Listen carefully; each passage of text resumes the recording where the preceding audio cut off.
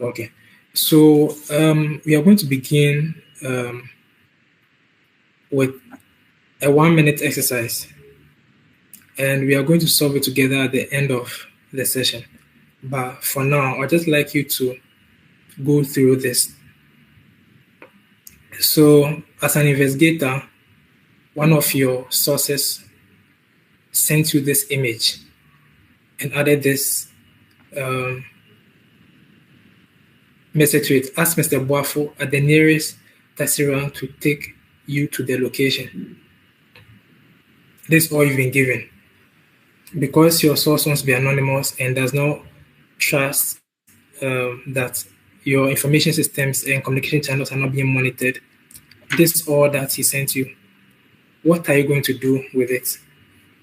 I'd like us to just talk about it, but we are not actually going to solve it right now. But what are you going to do? What are you going to do then? Anyone?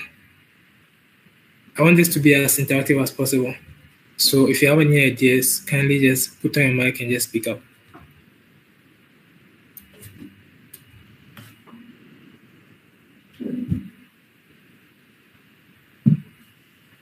Anyone at all?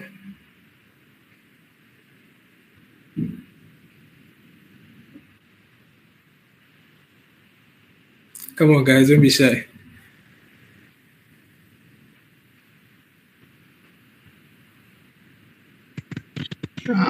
So you've been given the image and you are asked to be taken to that particular place. So roughly you would look for people who knows a landmark, maybe a building, or someone who identifies the location for the person to take you there. So you rely on people who knows there. Okay. To take you there. Okay, yeah, you make inquiries. Yeah. Okay, that's excellent. Anyone else?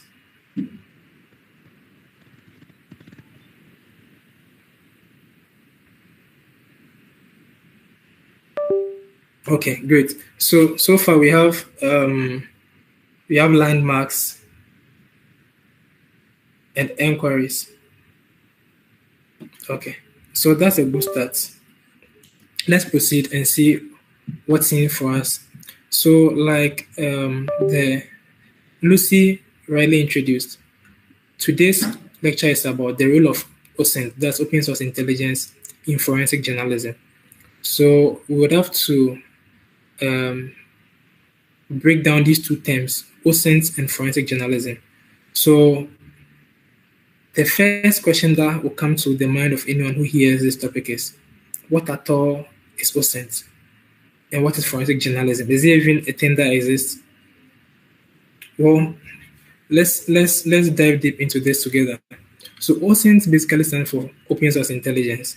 And it basically means, it may sound like an intimidating word, but it basically means the collection and analysis of publicly available information. Publicly available information, that's the main keyword I want us to highlight here.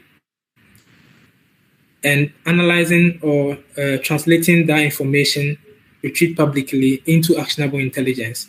So there's information out there which is publicly available. You didn't have to break rules to get it. You didn't have to get it exclusively so that only you have the source of getting it. But it's something that everyone else can go and just verify and look at. Now, using that information, breaking it down into something that makes sense within the context in which you are, that's basically OSINT. So for example, I go online and say I want to go to school, or I want to travel to Ghana, for example, and I want to check whether Ghana is a safe country for a tourist or if it's an expensive country for a tourist. If I go online right now and I type tourism in Ghana, and I see tourist sites in Ghana, and I read reviews of people from tourist sites such as TripAdvisor, and people talk about it and they say, oh, Ghana is a cheap country, or it's an expensive country to be a tourist in, or Ghana is safe or unsafe, or say the southern sector of Ghana is not safe for tourists. They may be anti-Western or maybe foreign, they may be xenophobic or anything. Then I'll use that in my context as a tourist to say, okay, this information is useful to me because people are saying that the southern part of Ghana is maybe perhaps xenophobic or expensive. I'll still go to Ghana, but maybe I'll avoid there and go to the places which are less xenophobic. So that's what open source intelligence is about, getting information from publicly available sources.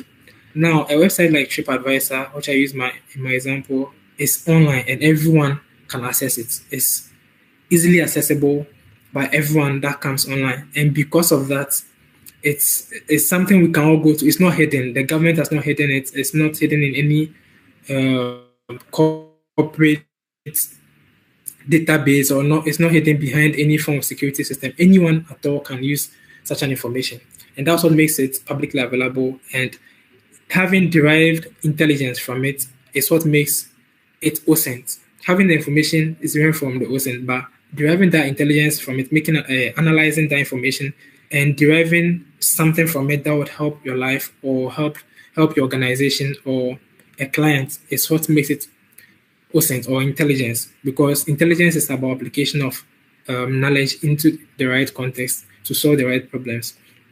Now, what is forensic journalism? Forensic journalism is not so much different from investigative journalism as we know it. For those of us in Ghana, there are a lot of investigative journalists. When I mentioned the word investigative journalist, one name will pop up in. I can bet that one name will pop out in like the minds of about 90% of us, and that name is obviously Anas Aramiya Anas. Now, he does a lot of investigative journalism, and from what we've seen so far, with all that he does, we cannot replicate it. It's only the video that Anas presents to us that we will see and base evidence on. Why? It is not open source. Going to meet a coach in the backyard somewhere, filming him and filming the transaction that goes on between the two of us and paying him and using it as a documentary, it's not something that can be easily replicated. Especially, so imagine after all this, you go back to the same coaches and you try to bribe them again. Imagine the possibility at the same location. It's almost, in fact, it's unsurmountable. It's almost impossible for it to happen. So basically, forensic journalism basically is the art of like investigative reporting that applies in-depth analysis to uncover injustice, in-depth analysis. So forensic journalism doesn't only need to be open source, but any kind of journalism that applies in-depth analysis. So it's not just about what we see on Ghana Web, for example, or CNN, for example, because there are a lot of features out there. But if you go to their certain websites or certain organizations dedicated to this kind of investigation, such as Bellingcat, as we'll learn later in the program, you get to know that, okay, these guys are not just reporting stories for us to laugh at, or they're not just informing us about something that will entertain us, but however, they are going deeper beyond the normal reporting. And that's what makes it forensic, because a lot of things come to play, a lot of techniques are used, lots of technologies if possible, and lots of analysis are made, and lots of evidence are gathered. So without much ado, let's go to the next. Now, in order to come to terms to understanding what forensic journalism is,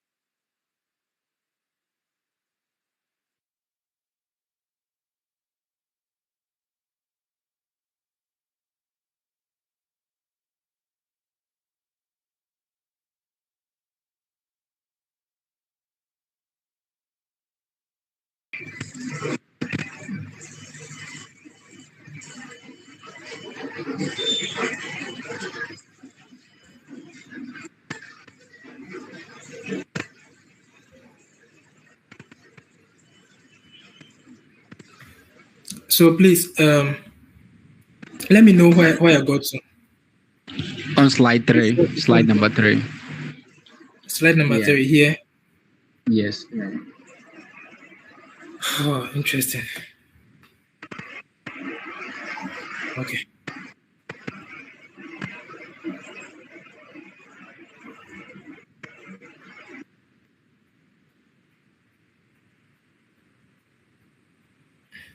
Okay. So can you see now? Yes, we can. Okay. Okay. Okay. So let's begin again. So like I said earlier, open source intelligence basically, or OSINT is an acronym that stands for open source intelligence. And the object of open source intelligence is to gather information from publicly available sources and using such sources to analyze the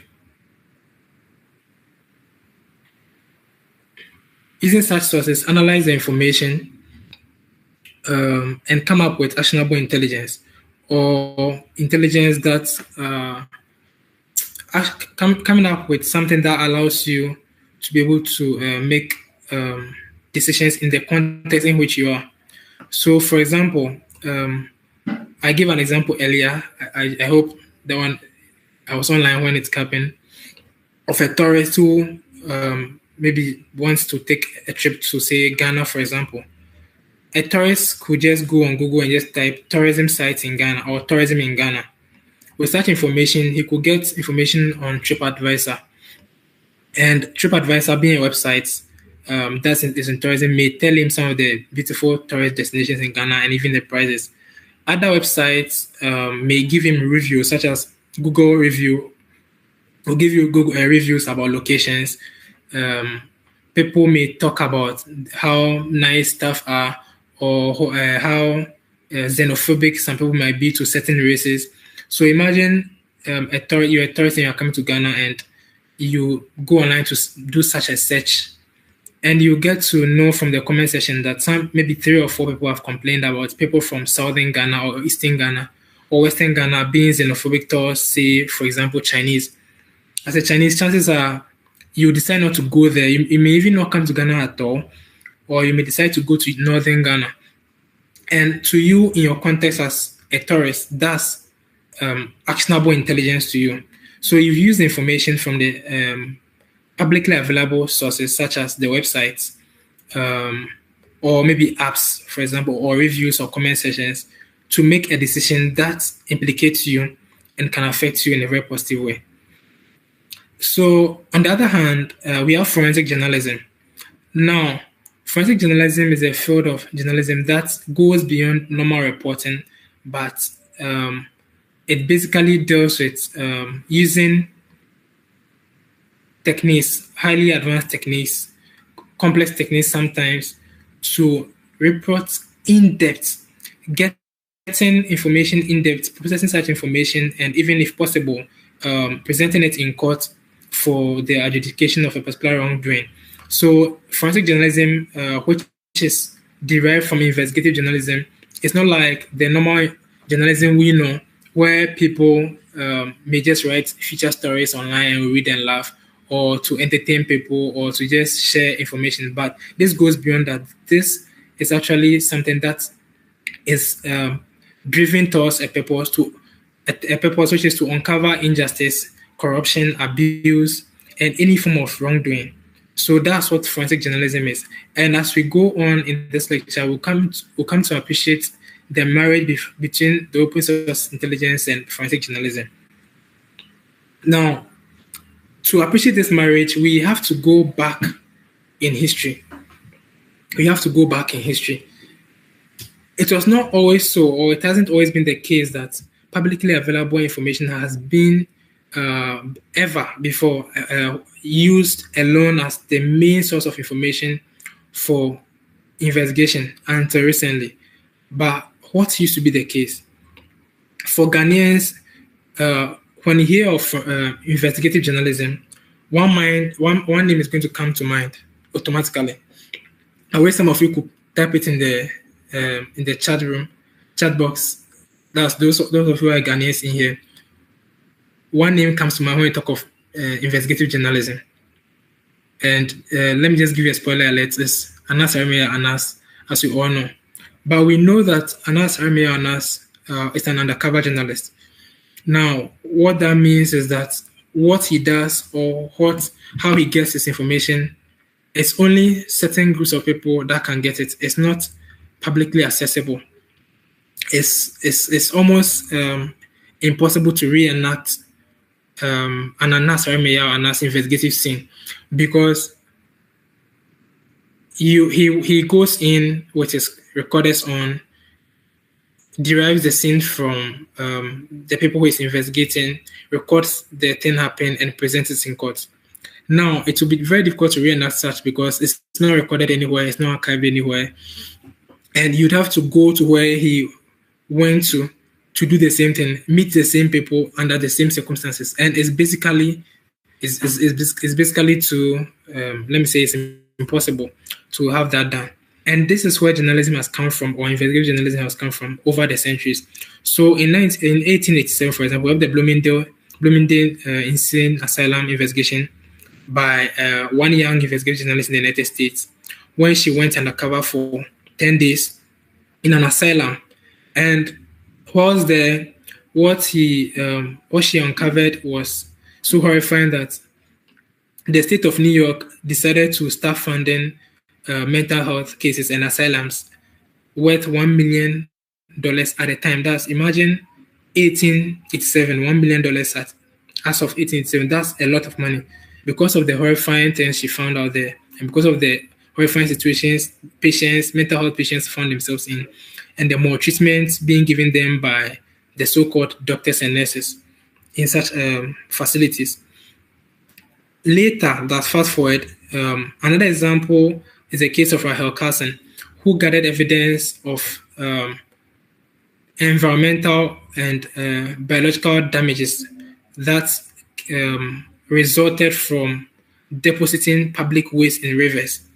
And his investigation, although he was not a journalist, and like I always say that forensic journalism is not for mainstream journalists, it's for people who have the critical investigative mindset. He was not a journalist, he was just a scientist who just wanted to document something. But upon publishing that, it became very viral, and that led to the government of the United States forming the FDA as we know it, and what the FDA does now. And it's all because one man decided to do an investigation on his own, a critical, in-depth investigation. And that's one of the reasons why Rahel Carson's investigation can be considered as one of the best pieces of forensic investigations in history. Fast forward,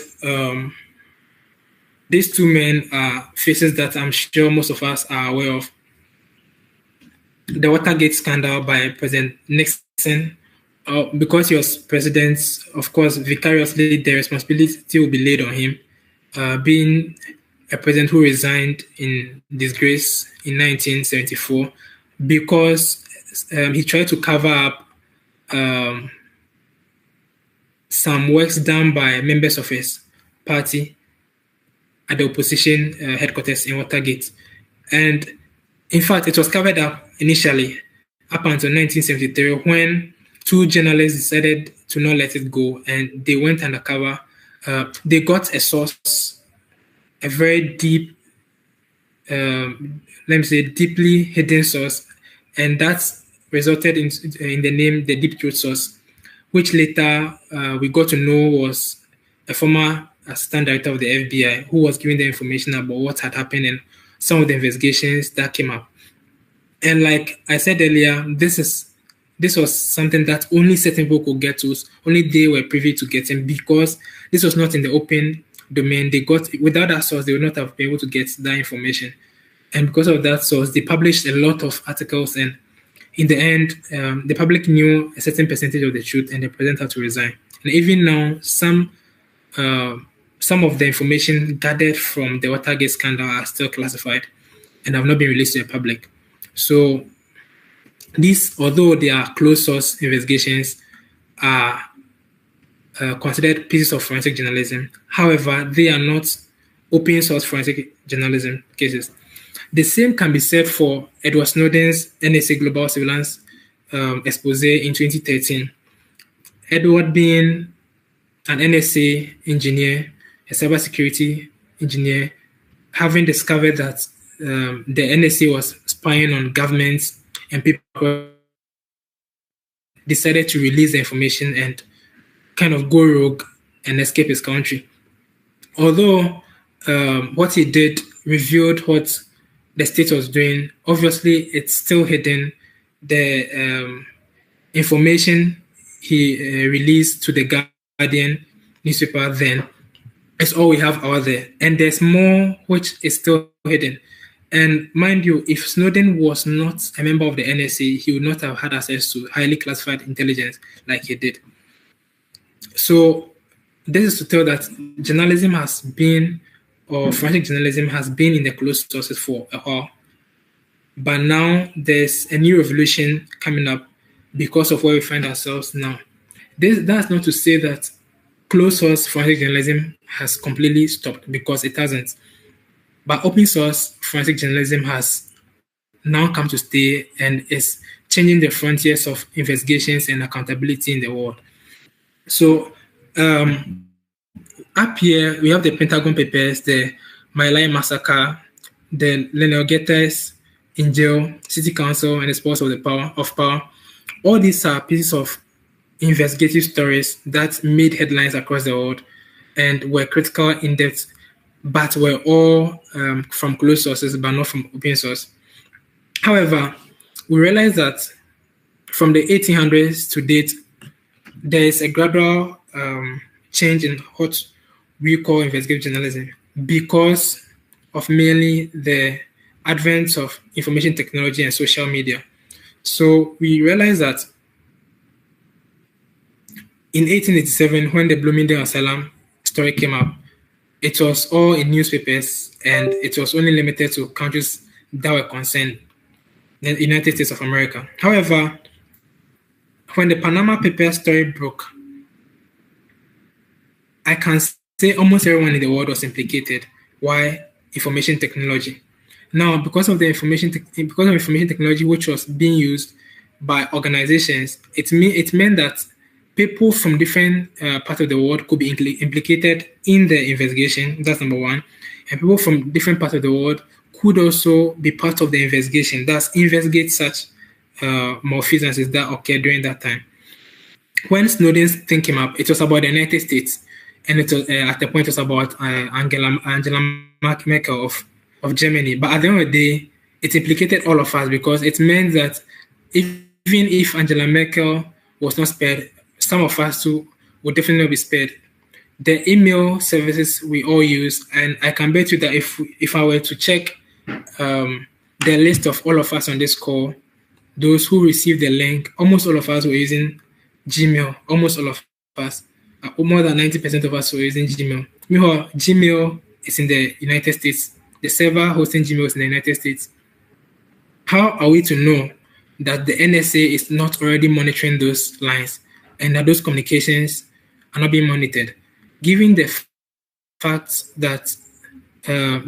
of Snowden's expose, we can safely say that it's good to, or it's safe to assume that such servers are exposed to government listening and espionage. But coming back to where we came from in open source, we would like to highlight on two major things that have happened over the past 20 years. And because of this, the world of investigations has drastically changed globally. There are two things that have happened. One, the technological transitions that have occurred since 2004 to date.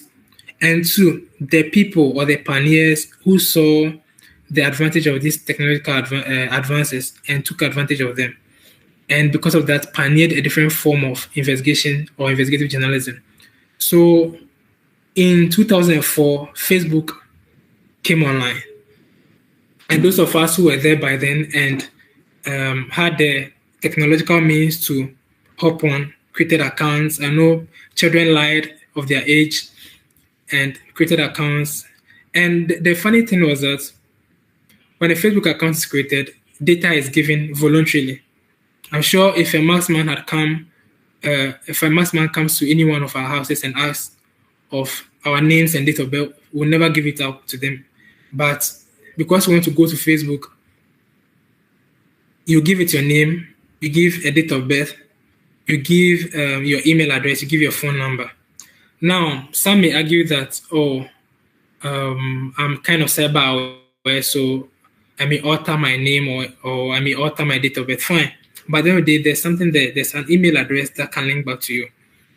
There's a phone number. That's if you use the phone number as your 2FA, that can link back to you. So at the end of the day, data is being collected. And this thing began at least in 2004 from Facebook. And this was made public. That's, of course, the names and the email addresses were not necessarily made public because you were given the chance to hide them. But those people who are not cyber aware in the community kind of expose this information: email address, phone number, even home address, and it was freely given on Facebook. 2005, YouTube and Google came online. You could do Google searches, and the search engine indexing began. Google started indexing a lot of websites, and information day in and day out was just being poured on, and Google was storing this on its servers. Now, Google also changed a lot of things because Google offered the use of the free usage of digital space. So for anyone with a Google account, you're given 15 gig of free space, and people are just excited to use it, and they share information out there. They create, they publish, some people publish their Google Drives to the public. So people who had the links could have access to it, or people who had the streams could play with the URLs and have access to some of those things in their Google Drives even. That's the published ones. Now, Twitter came online in 2006, and people started sharing information about their opinions. Again, Twitter would ask of names. It will ask for personal identifiable information. You may give one or two. In this world of people who are cyber aware, some people may omit some things, but definitely a personal identifiable information will definitely be given on Twitter. iPhone came up to make things even more beautiful in 2006, and Android followed in 2008. And remember in 2008 when the Android revolution occurred, a lot of Android phone producing companies came up from China and were shipping cheap Android phones from across the world. Africa, Asia, Europe, even the United States to some extent. And a lot of people came online. And with the advent of these social media platforms, people were just sharing information, giving out information.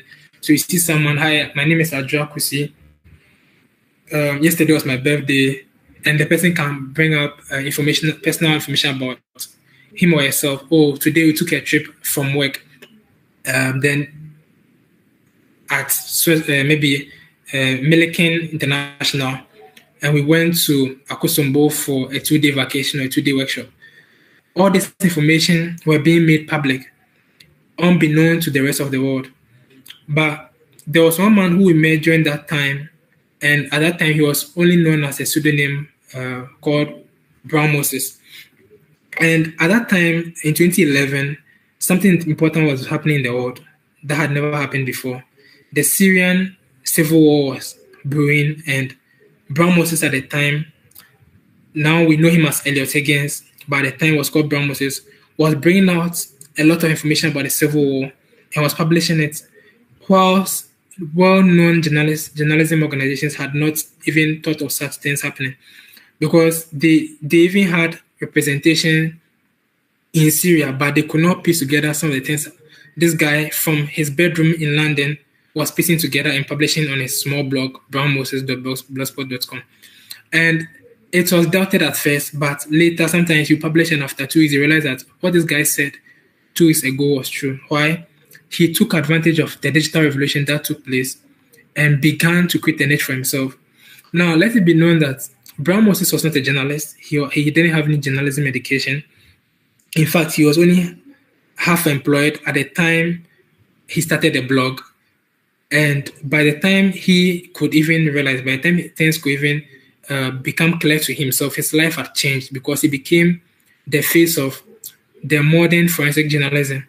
And things that no names like BBC could not do, BBC, CNN, The Guardian could not do, this guy was doing from his bedroom or with a laptop connected to the internet.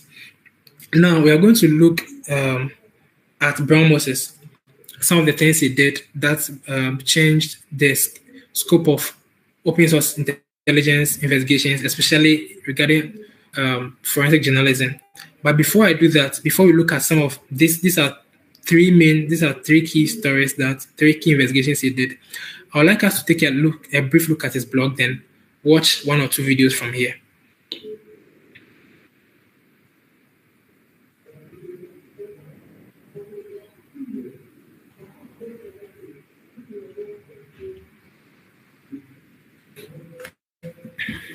So at the point when he began all this,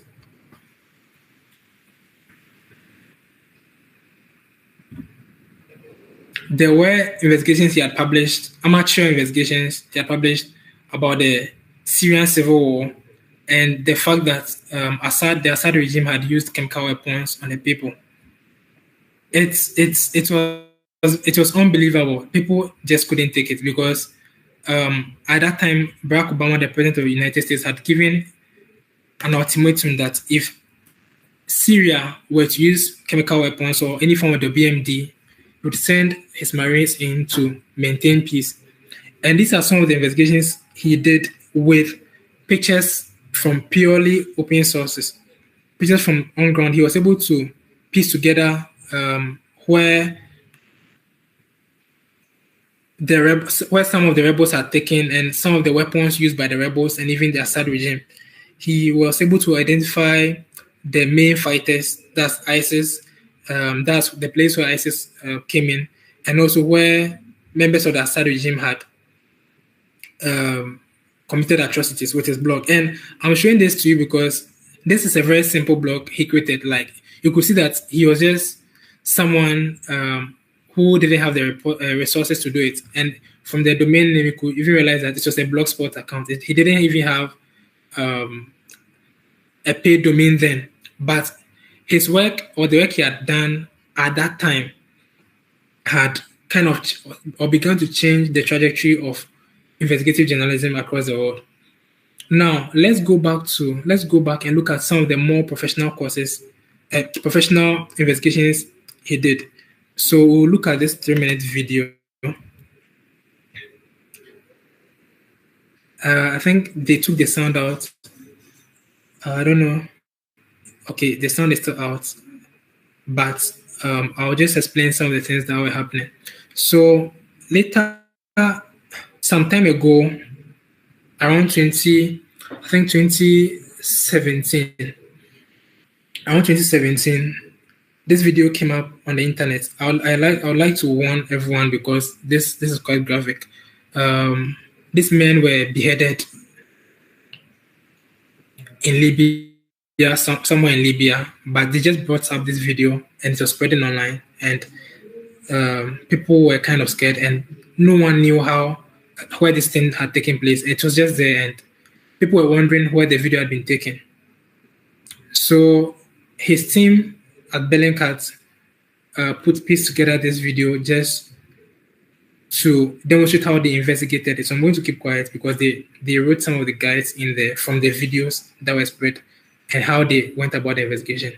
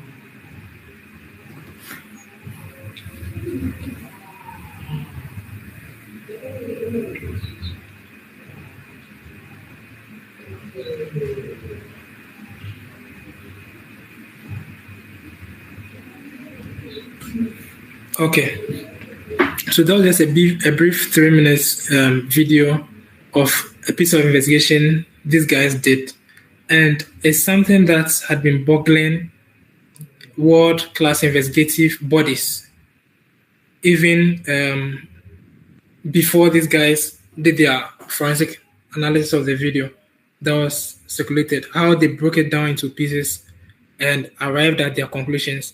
And later that year, I think 2018, the United Nations Crime Commissioner issued an arrest warrant for the people in that location, the warlords who were in charge of the fatal killing of the men we saw in that video.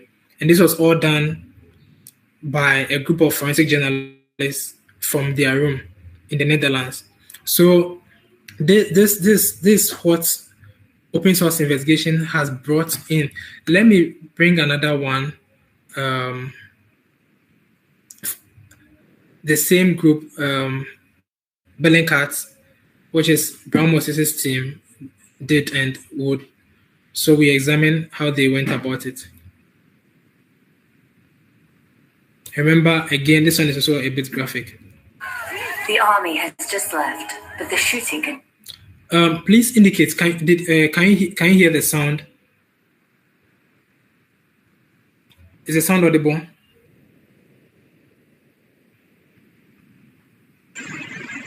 Yeah, it's audible. Okay. Okay. Continues. The man who records the soldiers with his camera doesn't run away. He is Abelardo Liz, an indigenous journalist who seconds later will film his own death. It happened on August 13th, 2020, during the eviction of hundreds of indigenous people occupying some land owned by a sugar mill in Corinto, in northern Cauca, Colombia. The indigenous community claim that Abelardo was killed by the army, but the army denies it. Es de resaltar que las tropas del Ejército Nacional nunca accionaron sus armas de dotación en contra de la comunidad indígena. Moreover, they stated they only opened fire in response to an attack by dissident groups from the Revolutionary Armed Forces of Colombia, FARC. 3 years later, the investigation into the murder of Abelardo Liz remains at a standstill, even though there appears to be enough evidence to find some answers and rule out some other versions. Abelardo Liz was 34 years old. He worked at the radio station Nación Nasa Estéreo and was part of the communications network of the Indigenous Council of Corinto. On the day of his killing, Abelardo, who can be seen here in a yellow t-shirt and rag over his head, was covering with his own camera a land eviction operation in the Quebrada Seca farm, which is 3 kilometers from Corinto and owned by the Incorca sugar mill. The police and the anti-riot squad ESMAD took part in the operation. The Colombian army was also on site because of the possible presence of dissidents from the FARC. Cauca is a department with a historical dispute over land ownership that has confronted peasant farmers, Afro-Colombians, indigenous people, and landowners. In addition to this, there is the presence of illegally armed actors that even after the peace agreement between the Colombian government and the FARC, continue disputing the control over this land. One of the most frequent struggles is the one between sugar mills that have private property rights over the land and the indigenous communities that claim ancestral rights over the same territory. One of the strategies of the indigenous people has been to occupy these lands de facto. They call it liberation of Mother Earth. In the neighboring farm to where Abelardo was shot, 2 other indigenous people have been killed in similar clashes.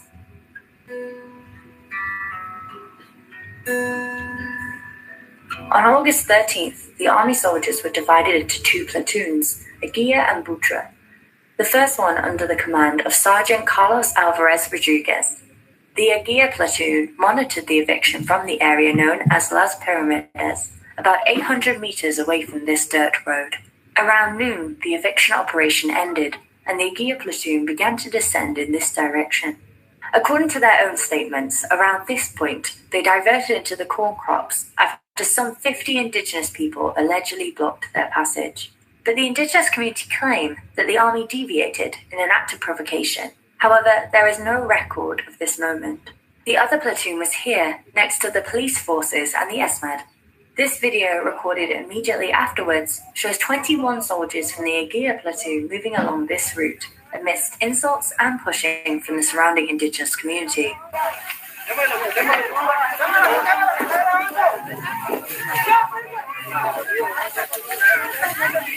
When they reached this road, some indigenous people blocked their way, and the platoon was divided. 12 soldiers made it across, and 9 others were fenced in. This man appeared to steal a large knife from this soldier, who remains in the rear group. Some members of the indigenous community surrounded and seemed to threaten the soldiers with machetes. This man grabbed the soldier's rifle and struggled with him. It is Jose Ernesto Riviera. He and Abelardo Liz will be deadly wounded in the next minute. Sarah Sedenta and Bellingcat analyzed 118 videos filmed that day, 16 out of which were recorded during the 67 seconds the shooting lasted. We synchronized these videos by matching the sound of the bullets. We consulted 2 audio forensic experts, Stephen Beck and Dr. Robert Mayer. Their analysis offers more information about details not visible in the videos during the minute the shooting lasted. The version from the army is that they responded to enemy fire. However, our analysis shows the army appears to have started the shooting. The first shots heard in this video correspond to an M60 machine gun, followed by Galil rifle shots.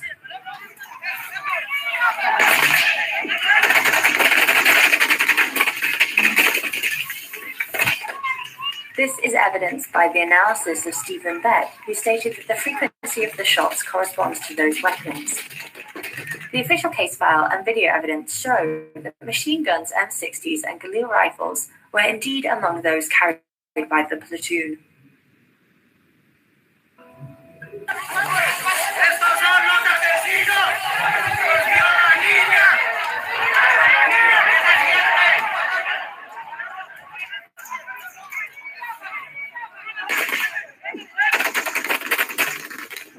In the midst of the shooting, the rest of the platoon managed to cross the road. None of the soldiers appeared to seek cover under the alleged enemy fire. Immediately after, this video recorded by Abelardo shows at least 3 soldiers firing into the ground very close to where the community was. As they fired, they moved away from the road. These images contradict the version of the soldiers who stated that they did not shoot at the community or carry out any dissuasive shots. About 25 seconds after the shooting started, we hear members of the community shouting that someone had been wounded. According to the official case files, only 3 people were reached by bullets during the whole shooting: Abelardo Liz, Jose Ernesto Riviera, and Julio Cesar Tondo. Right at this moment, we see Abelardo and Julio standing uninjured here. This leaves Ernesto as the possible person that was wounded during the first episode of the shooting. But further investigations are needed to confirm this. However, it is unclear why the soldiers denied having fired dissuasive shots. This raises questions as to what really happened and what level of training the platoon had received to manage such situations. Forensic science expert Maurice Tippelbins, Special Rapporteur on Extrajudicial Executions of the United Nations, states that the soldiers acted outside the norms and parameters established by international standards for the use of force by law enforcement officials. In doing so, they violated the requirements of legality, necessity, proportionality, precaution, and responsibility, including, for example, by using highly lethal weapons of war to disperse a demonstration. The shooting paused as the soldiers retreated, and these 3 videos registered 11 shots that, according to experts, could have come from a location different to the one occupied by the soldiers, which were here and here.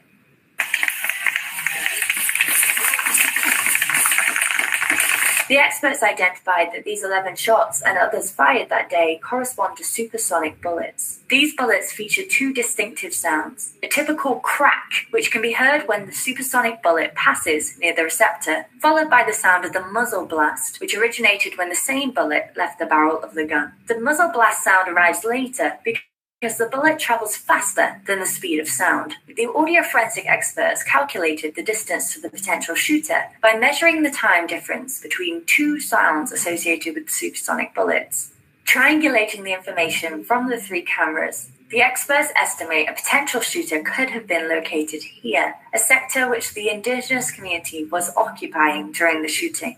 The data also suggests these 11 bullets could have been shot towards the area around Abelardo or the soldiers, but not towards the mountains. For this reason, an exchange of gunfire cannot be ruled out. However, there is no visual evidence of where these shots came from, nor is there evidence that anyone within the indigenous community had firearms.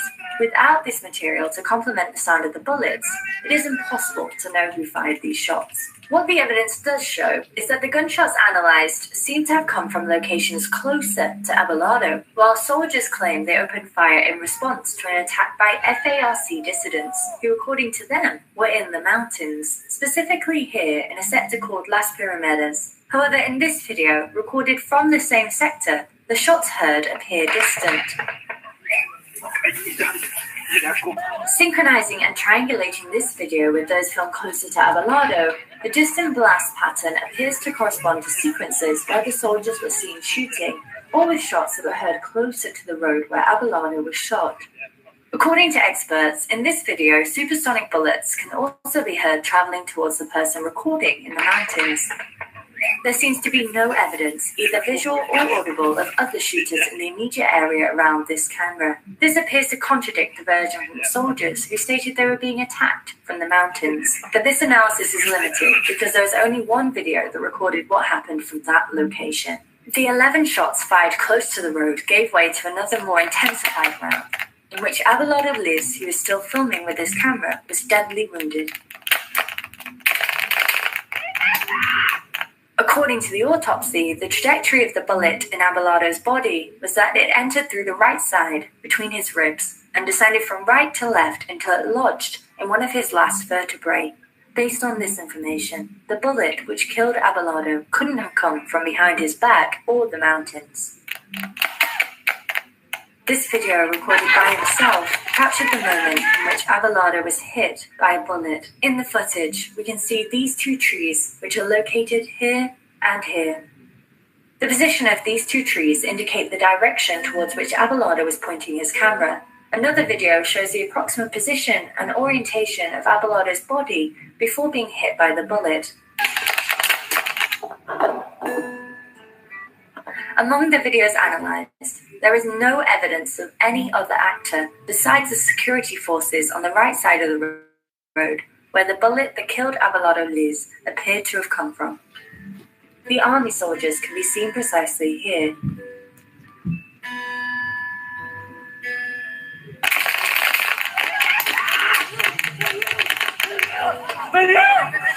The autopsy and ballistic reports prepared by the Colombian National Institute of Legal Medicine and Forensic Science, which is the entity in charge of the investigation, indicate that the bullet recovered from Abelardo Liz's body was likely fired by the same type of gun carried by the soldiers that day.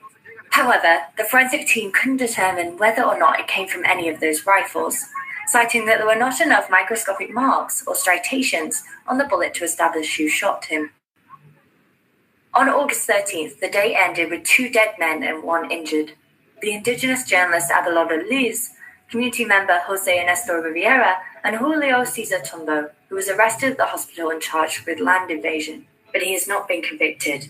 There appears to be no records of wounded soldiers by knives or firearms during the events analysed by Sarah Sedenta and Bellingcat.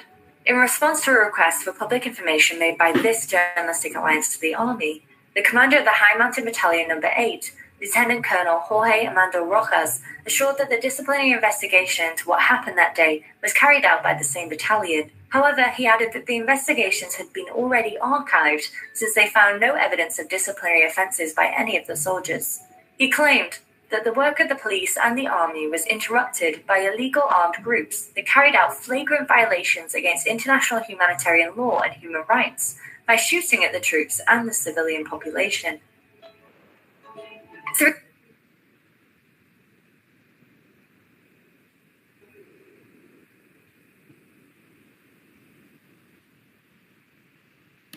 Okay. So from these 2 videos we just watched, we just saw 2 different applications of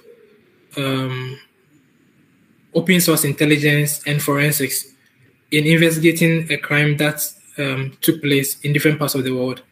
And all these investigations were not done necessarily on the field, but from online sources where different pieces of evidence were collected and analyzed by different experts across the globe. And this was a revelation that was birthed by Elliot Higgins and his team in Bellingcat. So besides Bellingcat, a lot of other organizations have come up that do different kinds of forensic journalism across the world. Now, I want to introduce you to one organization called Forensic Architecture, and they are basically more of geospatial investigative body, and they are not journalists per se, but they do a lot of human rights related investigations. And this one investigation they did in relation to the Beirut explosion.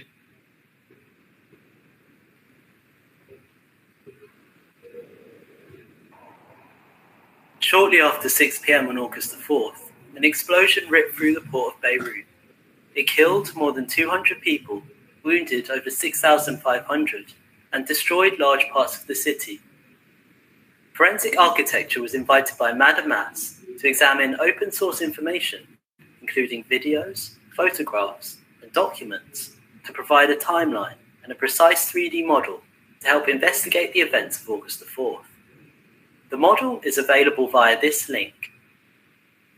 The first photograph of the warehouse on fire was uploaded to Twitter at 5:54 p.m. We carefully geolocated this photograph by identifying the key buildings and calculated the camera's cone of vision.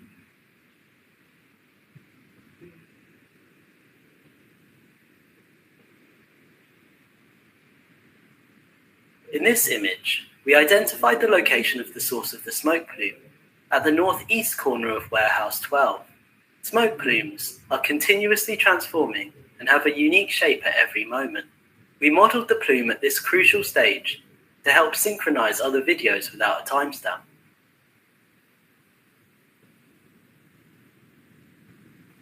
The video, shot at around the same time from one of the balconies of the residential tower building, shows the same source of fire clearly on the same side of the warehouse.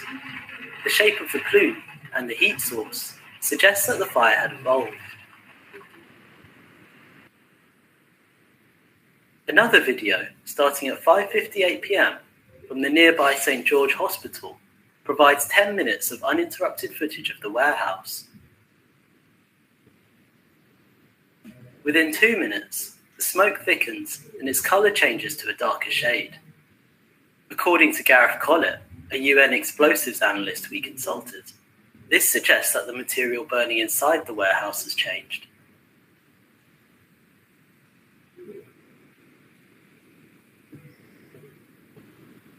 At 6:07 p.m., a new intense heat source appears on the other, northwestern side of the warehouse, here, followed by a different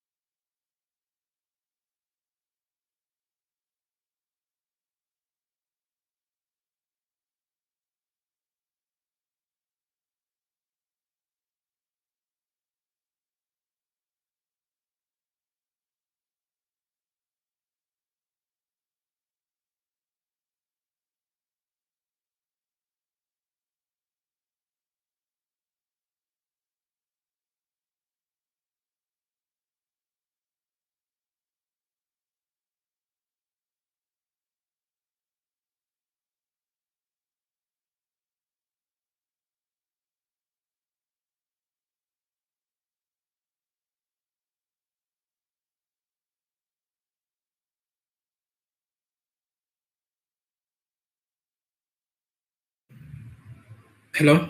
Can you hear me?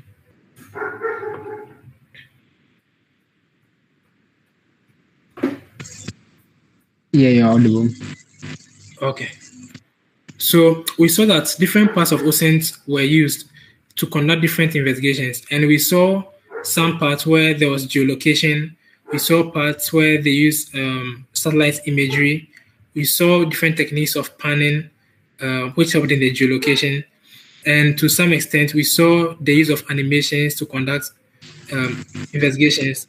There were parts where they did image intelligence, that's image, to identify sources and locations of different places. But these are just examples of what is done. Now, there are a lot of organizations that conduct open source intelligence investigations across the world, and some of them can be found in Africa. Now, there are different applications. Like I mentioned earlier, there's the application of SOCMINT, which kind of means stands for social media intelligence. There's the GeoMint, which is geographical intelligence, and there's also image intelligence and financial intelligence. Then there's web intelligence. In fact, a lot of them keep on coming day in, day out. There are financial transactions that the defendant has to do with financial transaction investigations. Those of us who have been attentive over the past 2 weeks have come to may have heard of the latest investigation released by OCCRP, and some of which implicated Ghanaian politicians in the having had assets in Dubai and in other parts of the world. So these are different applications of open source intelligence that are applied in modern day forensic science. But one may ask, how do we go into this sense? How do we conduct open source intelligence? How do we begin it? What does open source intelligence really mean? And like, what is even intelligence in the first place? So from the start, I explained that intelligence differs from information in that intelligence is used or is context dependent and is used to make decisions. Based on intelligence, you make decisions. But information is just raw data which you process contextually to benefit yourself. So to start, these two things or these two concepts have to be really understood by us. Intelligence stands for the derived inference and what you can use the information for. What's raw information, or what else information stands for raw data.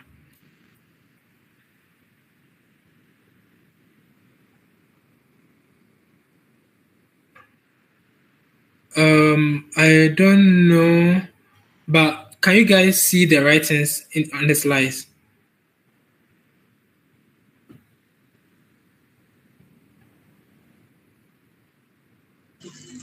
Which writings? Okay. Do you see the? Okay, I see, you don't see the picture, do you? No, it's just information, not picture. How about here? Do you see writings? No, no writings. Well,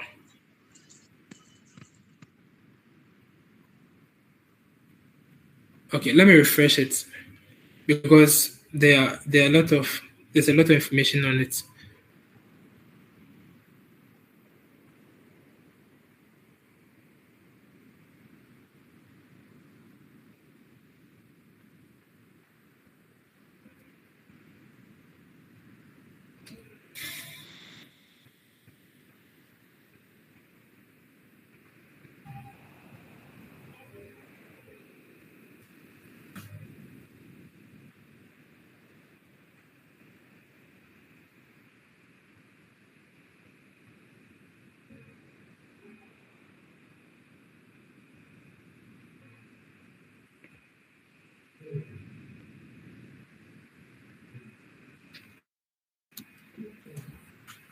Oh.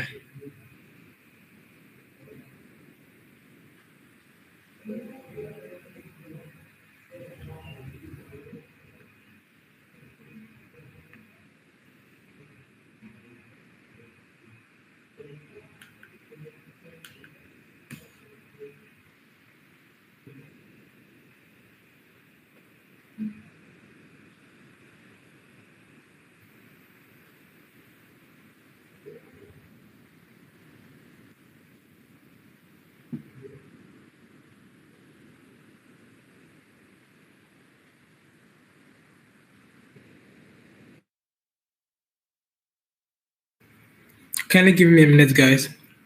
I think I'm having a problem with my slides.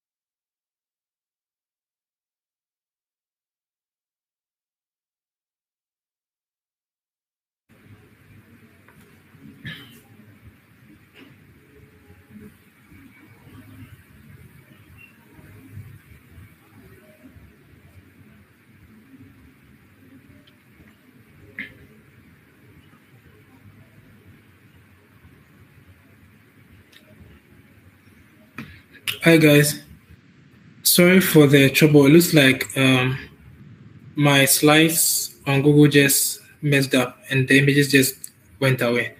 So I'm going to be relying on another slide I made for this lecture. So now this is we are about starting with OSINT. So like I explained earlier, that OSINT has to do with deriving actionable intelligence from information gathered from the publicly available sources. And some of those publicly available sources may be the web, the internet, the dark web, anything that you can easily have access to. It can be newspapers, it can be newspaper archives, it can really be posters that are published online or on buildings. Anything that is available to the public where people can go for is publicly available information. Whilst intelligence is kind of context-dependent, derived inference made from such information. Now, what constitutes the sources of OSINT or open source intelligence? Like I mentioned earlier, some of them are part of. Some of them are maybe the deep search, the deep internet searches, deep web searches, the dark web, and the deep web searches. Not all of them are OSINT actually, but most of them actually are. It depends on the kind of access that you have. News archives, crypto, blockchains, data leaks, company registries, and website registries. So I'm going to explain what the deep web and the dark web sources are, because I know some of these things could mean or could be a bit cryptic to some of you here. Now, the deep web is a part of the internet that is hidden behind a security wall. What I mean by that is, for example, if you were to take your student portal where you look for your results, it's a deep web source because it's protected by password, a password that you set or a password that your academic institution sets. Only you or the people you allow access to have, or the people the school allows access to that information, have access to that information, and no one else can get in unless access is allowed, and that is the deep web. Some deep websites include registries by government organizations. For example, if you go to Ghana's company registry now, if you search, so this is an example. For example, company registries. If you go to the company's registry of Ghana, you search the name of any company. If it's registered, it will appear. Now, with some organizations or with some jurisdictions, you'd have to have registered for the like with an account, or you'd have to have an account with the company's registry, which you could just go online and just type and register with your email address to have access to that. And with that, you have access to your deep web sources. Now, this is a picture that shows us the information domain and to what extent information is accessible at what point. So if you go on Google and look for information, you go to your academic reference libraries, you go to different places for information. That information you are likely to get is basically about 4% of what exists online. To get a lot of the information, you have to go to the deep web. And like I said, these are protected behind security walls. So if you look at our academic reference libraries, for example, in schools, you are given access to it as a student. If you log in, you gain access to a whole lot of information, which is freely available to you. That's as a student. If you're able to go in there and get the information and use it, you can publish the information online and there will be no problem with it. That's just one example of what you can get in the deep web. Now there are a lot more here. There's Yahoo Answers. The reason Yahoo Answers is considered a deep web is because you need to have a Yahoo account to be able to have access to this. All these things we see here under the deep web, they need a form of reference access from the user before he or she gets access to it. On the surface web, where as soon as you type in your Google search or Yahoo search or Yandex search or Bing search, they just pop up and you get the full information you want. But if you want deeper information, you may have to go into the deep web. Now, there's also the dark web, where which is protected not with password per se, but like the dark web itself is protected from just normal surfing, and you have to have a specific set of technology to be able to go to the dark web. And now you would see that the dark web is kind of expanding beyond what we know as like the Tor websites or the Onion websites, where we use the Tor browser to go to. Because even now, Telegram, which is an app on our phones, to some extent is considered to be a dark web too, because Telegram is one of the most encrypted and most, in fact, it has the ability to become one of the most encrypted and most secretive groups in there. You can create niches in Telegram where no one else can enter unless the person is invited in. Same goes for software such as 9gag. 9gag has secret chat rooms where people can just go in and discuss anything. And with that, if you don't have technology or the access to go in there, you basically can't, because it's kind of a closed social or a dark social where you need specific or exclusive access to get in before you do. However, any information you're able to get from here is allowed in the open source market as a source of open source information. Now, we've already gone through a list where we've come to an understanding that investigative journalists use open source investigations to upgrade forensic investigation or forensic journalism. Besides investigative journalists, a lot more people are using it. Criminals are using it, students are using it, researchers are using it. That's both academic researchers and policy researchers, trained researchers, cybersecurity professionals, law enforcement. A lot more professionals are using OSINT for their work. Now, these are investigations that have already happened in this domain where open source intelligence was used. Now, Anatomy of a Killing, because of time, we will not watch it, but I've sent and I've added the video to the chat room where we can go and watch. But these are examples of when law enforcement and forensic journalists and criminals use OSINT to forward their work. Now, there's an aspect of OSINT that, or there's an aspect of investigations, or there are some kinds of evidence you would come across when you begin doing OSINT investigation. And those are the kinds of evidence which are marked confidential or secret or top secret or restricted. When you see these kinds of information, even in the publicly available domains, like you go to your dark web or deep web sources, the moment you see that this information has been marked, you should warn yourself against sharing them, because some of them can be detrimental to you, the person.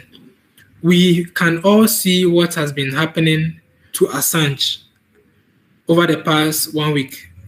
Those of us who have been following the news. Assange became popular because he decided to leak top secret information, in fact, highly classified information, and kind of systematized it by creating WikiLeaks and leaking it through the organization. And because of that, he's been on the run for all these years, since the Iraqi war ended.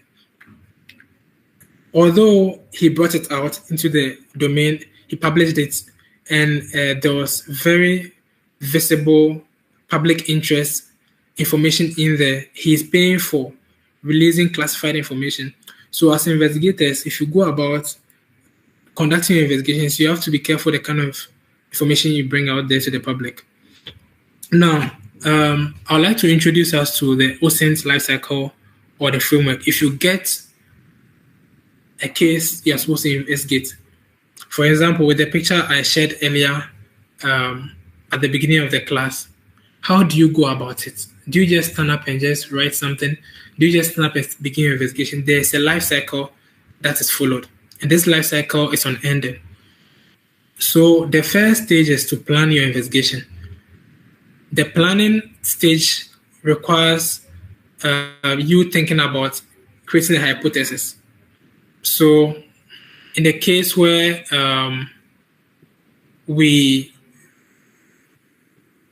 the case of the picture I presented earlier, you might create a hypothesis around the picture that was sent. So the picture came with a specific instruction saying, go and look for Mr. Boafo in the nearest taxi station to send you to the location. So you can create a hypothesis that, okay, there's a taxi station around this place. That's a hypothesis. But that hypothesis may not be complete.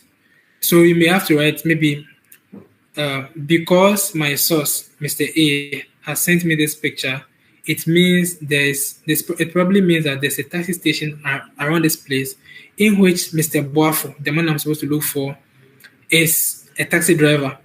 That's a hypothesis. Now your job is, how do you go about, what kind of information do you go about verifying this picture, for example, deriving this information and using it to your advantage to get to your source. This is where the planning comes in. This is where the requirements comes in. You start thinking about the requirements. So at the beginning, one of us mentioned that landmarks in the picture could be identified and people could be asked. Yes, those are very, very important things you can do. So from the picture, you can identify landmarks, and so you know that, okay, it is required of me to look for landmarks. It's required of me to ask people who may have seen some of these things before, or these features around this area before. Now, going ahead to act on the hypothesis and also the requirements written constitute the collection stage. So from there, you are collecting the information. You're collecting data from this stage, and this is what the collection stage is all about. It's about collecting information based on a hypothesis, and you're planning. So you plan. You've already planned what things you are looking out for. You know a hypothesis which you are working by. You plan, and through the planning, you go ahead. You go ahead and collect or execute the plan you have created. Get the information, then start processing that data in step 3 here. After processing it into data points you can use, you go ahead to analyze it by deriving information from it. And after you do that, you disseminate. The point is that you may get to this analysis stage and realize that, no, you may have to change your hypothesis. Maybe the person got it wrong and that there's no nearest taxi rank there. Or maybe the nearest taxi rank to him may have been different from what is actually nearest per what you found. So you may have to go and change your hypothesis there, or you may have to readjust your requirements to look for other taxi stations in there. Maybe it's not a taxi station, maybe it's a church station that you find there. You may have to go back after analyzing all the data and going through all your collection and processing to go back to point 1 to reassess and readjust your strategies of getting this information. And that's why it's kind of a cycle. Although it's numbered 1 to 5, at any point in time, you may still be able to come back to number 2 or number 1 to go through the process all over again. Now, to begin OSINT investigations is not something you just jump into. The environment has to be prepared to ensure that the investigations being conducted is conducted in a situation where, first of all, evidence is not lost and the person conducting the investigation is very prepared. Some of the investigations may allow you or require you to go a bit digitally undercover. Does not expose your identities. So if you have to do something like that, you would have to, of necessity, use accounts that may not be related to you. And that's what we are going to discuss here. Now, in order to do that, you may have to create environments that are a bit secure, that are created in such a way that personal information from your side may not easily go out. You may have to use dedicated operating systems for this kinds of investigation. And also, you may have to use accounts that are not yours. So we are going to delve deep into that. Now, there are some operating systems that help us create these environments that protect us and also aid in our investigation. And two of the most commonest ones are the trace labs, the trace lab OSINT, and the CSI Linux. This one and this one. Ubuntu and Kali also have some basic functionality. Kali has a dedicated OSINT toolbox. However, if you really want to do an OSINT investigation, some of the main operating systems you can actually use are trace labs, which is dedicated to open source intelligence, and CSI learners, which can help you do other things. You can go ahead and create sock puppet accounts or fake accounts and profiles using images you generate or as you generate using AI as your profile picture, such that you protect yourself in doing that. You can go ahead and create, in doing that, you can go ahead and create personas that are not necessarily you, but you should just note that if you look at certain social media accounts or platforms such as Facebook and X, having sock puppets is kind of illegal. So if you create a sock puppet, you should know that if it's discovered, it can be easily deleted at some point in time. So it's something that you just have to be aware of. Now, there are other security things that one has to look at when beginning an OSINT investigation, and some of them include using secure password management systems and also VPNs to protect their locations. Another thing is to use secure mails services such as ProtonMail and Twitter. So these two are actually free, Twitter and ProtonMail. There's a paid for version and there's also a free service. But I propose that those on this call can use the free service for now until they're ready and confident to use them and also pay for the services. There are browser extensions you can use to protect your browsing history, and some of them include the uBlock, which blocks trackers to your server, and also cookie auto delete that deletes cookies from your browser may have gotten from website automatically after you set it up. Other extensions include Invade that can help you do archiving and also retrieving of information, and also the Nimbus screen capture, which helps to archive information after you get them. So there's also a bit of secure communications when conducting OSINT, because sometimes you may be tracking people online on Facebook, on X, on Instagram, and they may be notified, or even on LinkedIn. If you go on LinkedIn now and you go and look on someone's profile, the person is told that, oh, this person has looked at your profile. And that's why some of these things are important, like having sock puppets, which you can use to get these informations, and you just go ahead with that. You just go ahead to do your investigation so that your real accounts are not exposed during the investigation. Now, to communicate securely and send information or data across, there are some tools such as the Tor network, which you can access by using the Tor browser to send information to colleagues or people like anonymously. The Onion Share is also one of the tools based on the Tor browser that kind of does that thing for you, which can use to send volumes of data, no matter the size, across to people anywhere in the world. And you can use it to share information securely and, should I say, almost free of eavesdropping. Almost free, because at this point we do not know the extent of which the technology government institutions are using to spy on these things. But the freenet or the dark web is actually, or the Onion network is actually one of the best anonymous things you can use for your communications. Then for chat communications, Signal is recommended because of it having an open source code, which is not managed by any kind of financier, which may be in for profit. So speaking of record keeping, when you do your investigations, you would have to keep records so that you don't lose track of anything you find. So you start investigating someone and you find out the person's Facebook name is KK Fusu. You'd have to document it. You can't say that, oh, it's in my head. You document it, you document the source, the link, the information you found, the importance, and even a screenshot, number it, and rate the evidence as whether it's important or on a scale of maybe 0 to 10, depending on your rating, where 0 may be least important and 10 may be very important. So you can do that. Now, the other sources of video record keeping, where you can use a software like OBS Studio to record your screen as you do your investigation, and other record keeping softwares, especially this one, YouTube DL, linked to YouTube itself can be used in the command line to download different data about a YouTube video that you may find important during the investigation.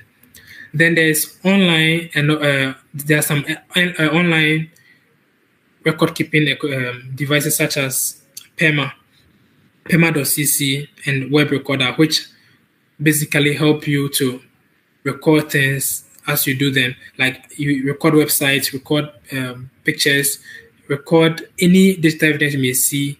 Just drop the link in there and archive it for usage later. HTT track is a locally saved kind of archiver you can use for your investigations. So yeah, that's it for the initial setup, and with this we begin the actual OSINT investigation.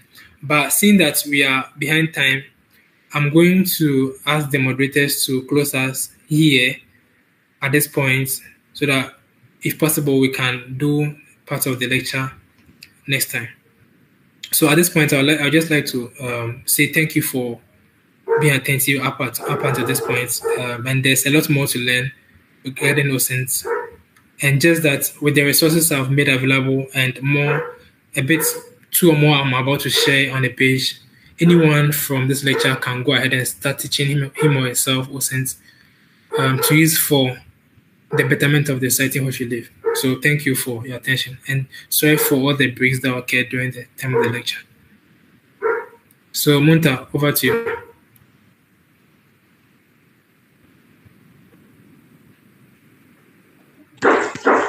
Right.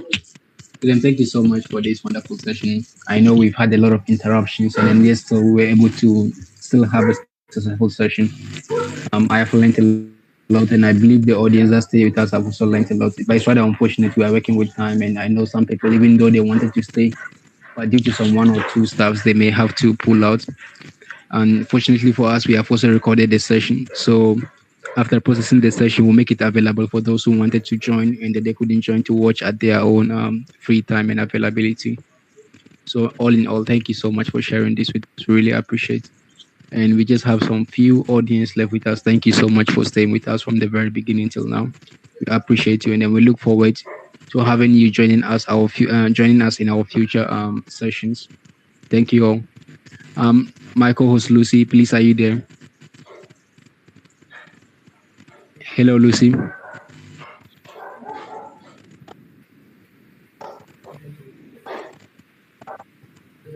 Please, I'm here. Hello. Okay, Hello. right. So you may end the session for us. Yes. Okay, once again, I would like to appreciate each and every one of you for being a part of this month's our online lecture series section. It has been a wonderful day, and then due to network issues, but then we've learned a lot, and then we wish to see you next time on our next topic. Thank you, and then have a nice day. Okay, right. So then we would link up one-on-one. We'll talk more. Oh, sure. Okay. So all of you, bye-bye and have a great week. Bye, Munta.